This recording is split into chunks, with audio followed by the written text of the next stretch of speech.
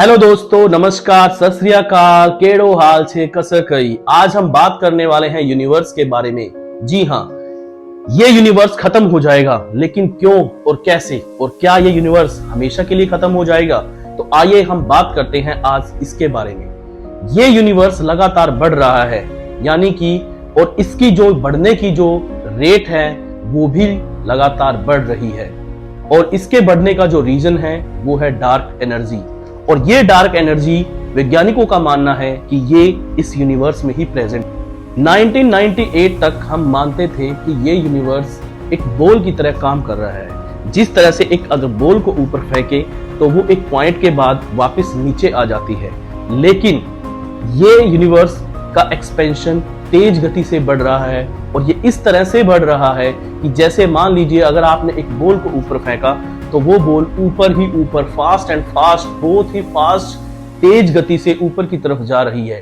और इसकी एक्सेलरेशन लगातार बढ़ रही है। और ये एक्सेलरेशन, ये एनर्जी कहां से आ रही है? इसी एनर्जी को हम बोलते हैं डार्क एनर्जी। आइंस्टाइन ने भी पहले यही सोचा था, then he decide he was stupid. अब एस्ट्रोफिजिस्ट ने भी यही माना है कि ये पॉसिबल है, लेकिन परेशानी की बात है कि ये सब थ्योरेटिकल है। हम वास्तव में इस डार्क एनर्जी के बारे में कुछ नहीं जानते। इसमें अलग अलग थ्योरीज हैं, लेकिन हम सिर्फ 3 ही सिनेरियो के बारे में बात करेंगे जो हमारे यूनिवर्स को खत्म कर सकते हैं। सबसे पहली थ्योरी है द बिग राइप। अपने जन्म से ही यूनिवर्स लगातार बढ़ रहा है बिना किसी कारणों से हर तरफ, और गैलेक्सियों के बीच में जो स्पेस है वो भी बढ़ रहा है। लेकिन गैलेक्सियों के बीच में स्पेस तो बढ़ रहा है, लेकिन जो ग्रेविटी का फोर्स है वो इन्हें इकट्ठा करने में लगा हुआ है। बिग राइप सिनेरियो में एक्सपेंशन बहुत तेजी से एक्सेलरेट हो रही है और ग्रेविटी का इफेक्ट इनको जोड़ कर रखने में असमर्थ है। और इसका रीजन है बिग राइप। सबसे पहले सिर्फ लार्ज स्ट्रक्चर लाइक गैलेक्सीज दूर होंगी, और जब तक हर ऑब्जेक्ट में दूरी ना हो जाए तब तक। और इसके बाद big bodies like black holes, stars and planets खत्म होंगे, और फिर ग्रेविटी का फोर्स इनको बांध कर रखने में सक्षम नहीं होगा।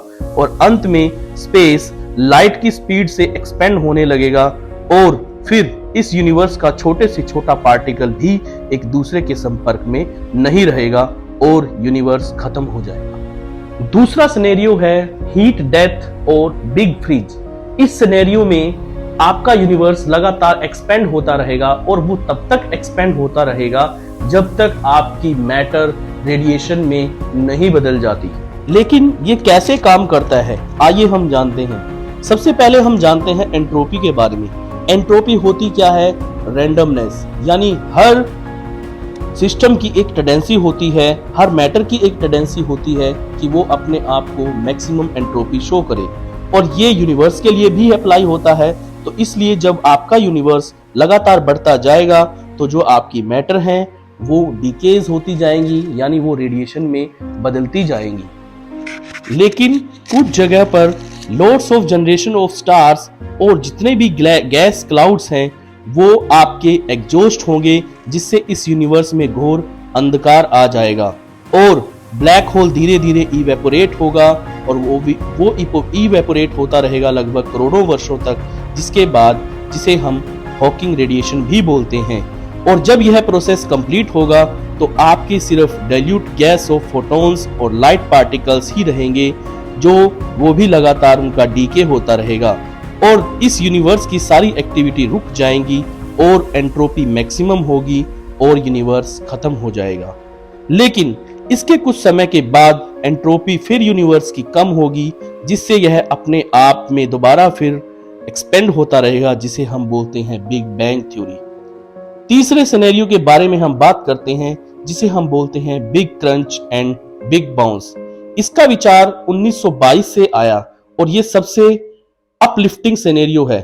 इसमें क्या होगा कि आपके जो कुछ ट्राइलियंस ईयर्स यूनिवर्स के बढ़ने की क्षमता है वो धीरे धीरे कम हो जाएगी और एक पॉइंट पर आकर रुक जाएगी, और इसके बाद यह प्रोसेस उल्टा हो जाएगा। जैसे जैसे यूनिवर्स छोटा और छोटा होता चला जाएगा, गैलेक्सी एक दूसरे से टकराती चली जाएंगी और ये यूनिवर्स खत्म हो जाएगा।